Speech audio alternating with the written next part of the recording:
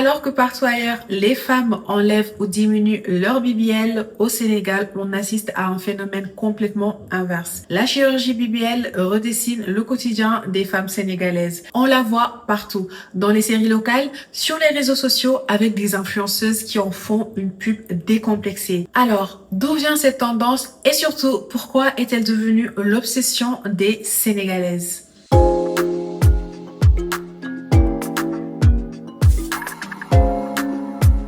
Hello, bienvenue sur So Débrief, moi c'est Sorna. Si t'as cliqué sur cette vidéo, c'est parce que le sujet t'intéresse ou que t'es vraiment curieux. Donc laisse-moi te dire que t'es au bon endroit et au bon moment. N'oublie pas de liker et de t'abonner pour m'encourager, je viens de commencer, je poste des vidéos tous les dimanches, donc active la cloche de notification.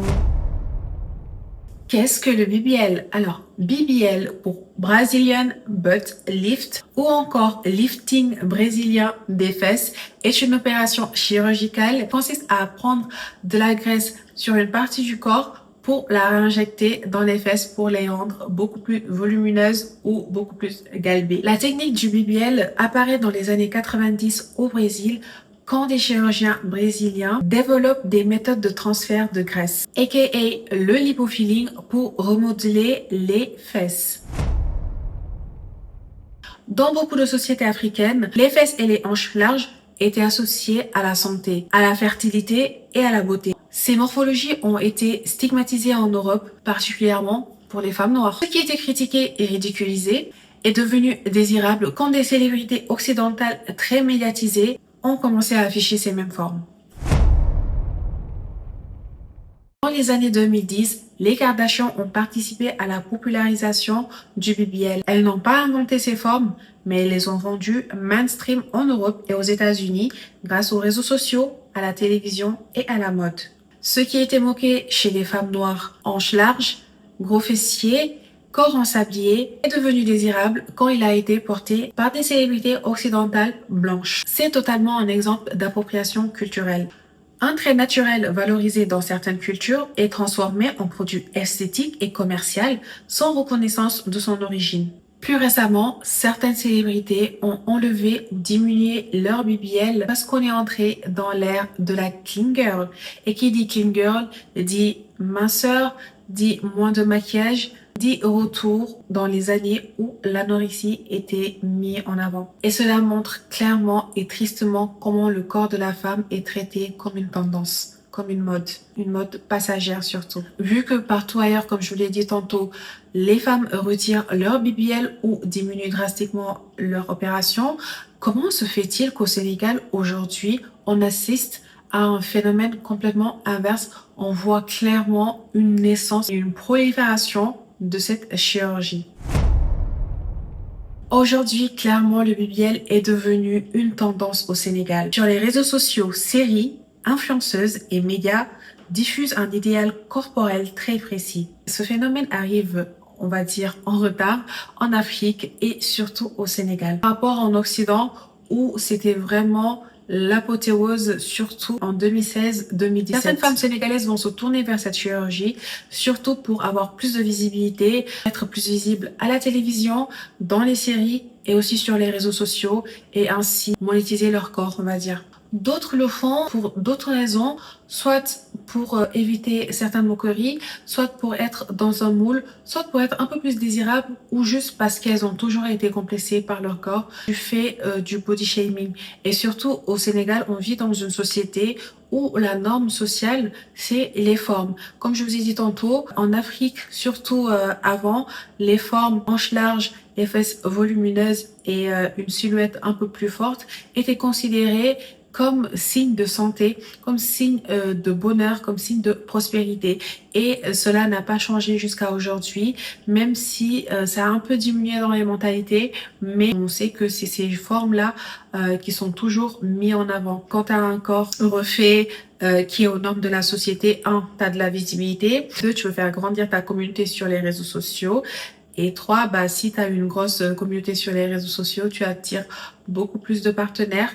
Et quand on dit beaucoup plus de partenaires, on parle évidemment d'argent. Certaines femmes se tournent vers cette chirurgie, surtout pour avoir un peu plus de visibilité à la télévision par exemple, sur les réseaux sociaux et ainsi engendrer un peu plus d'argent. Donc clairement, on peut dire qu'elles monétisent leur corps. C'est tout simplement ça, c'est un investissement. Avec le coût du BBL, c'est sûr que c'est un investissement. Au Sénégal, on critique vraiment beaucoup les femmes sur leur corpulence, surtout celles qui sont vraiment skinny, qui n'ont pas de fesses, qui n'ont pas de seins. On les critique vraiment beaucoup et on les voit sur les réseaux sociaux. On a plein d'exemples où des femmes montrent leur corps tel qu'ils sont et dans les commentaires, les gens les critiquent et finalement ça leur sert aussi d'excuse pour aller faire un BBL et répondre aux normes et aux critères sociaux. Elles cherchent davantage à correspondre à un idéal social et ainsi à rentrer dans un moule valorisé par les médias et par la société. En même temps, ce choix résonne avec l'histoire culturelle locale. La société sénégalaise a toujours valorisé les corps féminins voluptueux. Le BBL combine donc une tradition locale combinée à la pression d'une tendance mondiale, même si cette tendance est désuète. Mais derrière ces transformations se cache une réalité. Le corps féminin devient un outil social, un produit, oui, j'utilise bien le mot produit, soumis aux standards et à la visibilité. Comme je vous ai dit tantôt, le corps de la femme devient finalement un investissement pour pouvoir réussir dans certains métiers ou dans un autre cas pour répondre à des critères sociaux ou à être dans un moule et à se faire accepter finalement. Certaines femmes le font juste pour être dans un moule et pour qu'on les laisse tranquilles. Même si je trouve que c'est pas la bonne solution. Car on va le voir après, c'est une opération très dangereuse. C'est très triste ce que je vais ajouter, mais il y a des femmes aussi qui font cette chirurgie pour avoir un mari riche, tout simplement. Comme je vous ai dit, la société sénégalaise prône le corps féminin voluptueux. C'est vraiment dans l'idéal masculin aussi, ce corps bien formé, ses fesses bien volumineuses et galbées. Certaines femmes, pour correspondre à cet idéal masculin, vont aller faire cette chirurgie juste pour être dans les bonnes grâces d'un homme riche. Faut savoir que le BBL n'est pas sans risque. C'est l'une des chirurgies esthétiques les plus dangereuses. Infection, hématome, nécrose, embolie graisseuse pouvant entraîner la mort. Déjà, plusieurs cas tragiques ont été rapportés. Je vous donne quelques exemples. Déjà, pour ne pas aller loin, au Sénégal, on a eu une influenceuse il y a quelques mois déjà qui était partie faire cette chirurgie, soit en Turquie, soit en Tunisie, je ne sais plus. Malheureusement, qui est mort sur la table d'opération et c'est tellement triste. On a aussi le cas de Demi Agogilia, 26 ans, qui est décédée après une opération en Turquie à cause d'une embolie graisseuse. Alors, d'autres femmes également ont souffert de séquelles très graves, douleurs chroniques, infections sévères, hospitalisation très longue. Si ça se passe mal, c'est vraiment une chirurgie très handicapante. On a aussi le cas d'une Sénégalaise qui s'appelle Aïcha qui était partie faire une chirurgie. C'est elle-même qui a posté sa vidéo pour dire qu'elle partait avec une agence. C'est carrément un tourisme médical à ce stade. Donc elle est partie faire sa chirurgie et on n'a toujours pas de ses nouvelles. Il y a plein de spéculations sur les réseaux sociaux. Apparemment, elle aurait eu des complications. Après, personne ne sait parce qu'elle n'est pas vraiment sortie pour démentir les rumeurs. Donc, j'espère vraiment que ça s'est bien passé et qu'elle est juste tranquille chez elle parce qu'elle a envie de se reposer. J'espère vraiment pour elle que ça s'est bien passé. Au moment où je fais le montage de cette vidéo, on a appris la terrible nouvelle concernant la femme d'un joueur international guinéen, Isiaga Silla. Il a malheureusement perdu sa femme en Tunisie lors d'une opération de BBL. Le public a été mis au courant par les médias grâce à des sources proches. Je ne veux pas tirer de conclusions hâtives, mais je pense que sa grossesse de 2024 est en lien avec cette chirurgie. Parce qu'on sait qu'après une grossesse, le corps de la femme change énormément. Et cela est encore un exemple de l'énorme pression sociale sur le corps des femmes. Dites-vous que certaines opérations sont tellement ratées que finalement ces femmes ont des physiques dysmorphes, asymétriques ou disproportionnées. Il y en a même qui étaient tellement bien avant et qui ont augmenté leurs fessiers, mais d'une manière, on dirait juste des fourmis. Vraiment, moi, je trouve que ces chirurgies, quand c'est fait de manière subtile, ça va. Finalement, elles ressemblent juste à des bêtes de foire. Je suis vraiment désolée, je critique pas, mais personnellement, j'ai l'impression que quand elles marchent dans la rue, les gens ne les regardent même pas en mode elles sont belles ou attirantes, elles les regardent plutôt parce qu'elles sont finalement hors normes. Celles qui cherchaient à être dans des moules, aujourd'hui, elles sont hors normes. Et d'ailleurs, ça attire encore plus l'œil. Celles qui voulaient passer discretos et autres, finalement, elles sont vues comme des bêtes de foire dans la rue. Dites-vous qu'il y a des femmes qui vont économiser beaucoup d'argent parce que cette chirurgie coûte quand même beaucoup d'argent. Elles vont faire cette chirurgie, elles s'attendent à avoir un joli corps et finalement, elles se retrouvent avec un corps disproportionné, des fesses énormes, des cuisses et des jambes mais toutes petites et finalement, elles sont moquées. Si vraiment tu fais ça pour les gens, sache que, ma belle, tu vas lire l'heure. Parce qu'il y a peu de chirurgies, vraiment peu de BBL que j'ai vu dans ma vie personnellement qui sont réussies ou qui sont vraiment indétectables.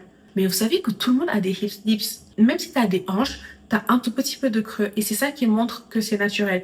Mais maintenant, on a créé un corps qui n'est même pas naturel de base. On a créé un corps sans exemple. Genre vraiment, on a pris une fourmi. On a dit, c'est ça la norme, genre être comme une fourmi.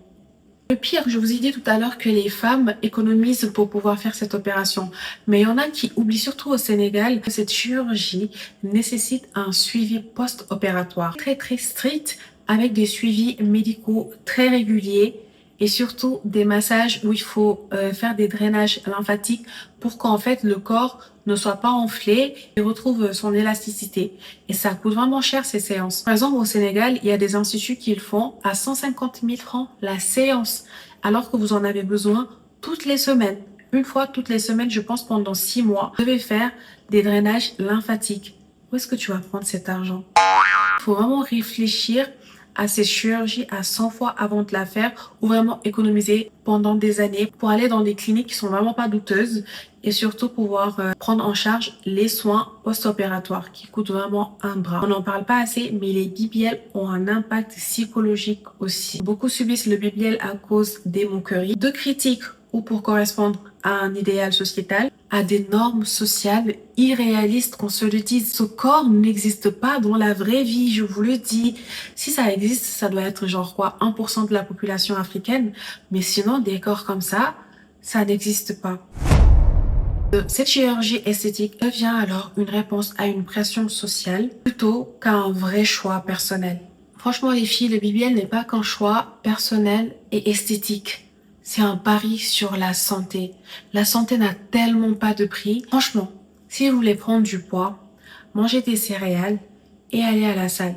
Allez voir un nutritionniste. On parle pas assez des nutritionnistes. On parle beaucoup de la salle, de sport et autres, mais on parle pas assez des nutritionnistes. Ils sont vraiment là pour t'aider à gérer ton corps. Je sais que les skinny, on n'arrive pas vraiment à prendre du poids parce que notre métabolisme est très rapide. Pourquoi pas aller voir un nutritionniste et aussi se diriger vers la salle de sport. Parce que je sais que moi, quand je faisais du sport, je mangeais beaucoup plus et je prenais un peu plus de masse. C'est vraiment le moyen, je trouve, le plus sain de prendre du poids. Comme je vous l'ai dit tout à l'heure, c'est vraiment un pari dangereux. Et parfois, on oublie qu'on n'a pas plusieurs vies. On n'a qu'une seule vie. C'est parier sur sa vie parce qu'on peut ne pas se réveiller, comme le cas que je vous ai évoqué tout à l'heure. Donc c'est vraiment un pari inutile et irréfléchi parce qu'on a clairement un autre moyen beaucoup plus sain de prendre du poids. Si ça n'existait pas, si le sport n'existait pas, j'aurais dit oui. Mais là, on a carrément un moyen plus naturel, plus sain et qui fait profiter notre corps et nos organes. Donc vraiment, pourquoi ne pas juste aller faire du sport? Je sais que c'est beaucoup plus lent. C'est beaucoup plus long, beaucoup plus douloureux, mais après l'effort, comme on dit, le réconfort. Le BBL au Sénégal montre surtout comment la pression sociale, les médias et les tendances importées peuvent influencer des décisions très importantes et très personnelles. On va se dire la vérité, hein. Il y a des femmes qui font cette chirurgie pour elles-mêmes, mais il y en a d'autres qui le font pour plaire. Et pour plaire à qui? Pour plaire aux hommes.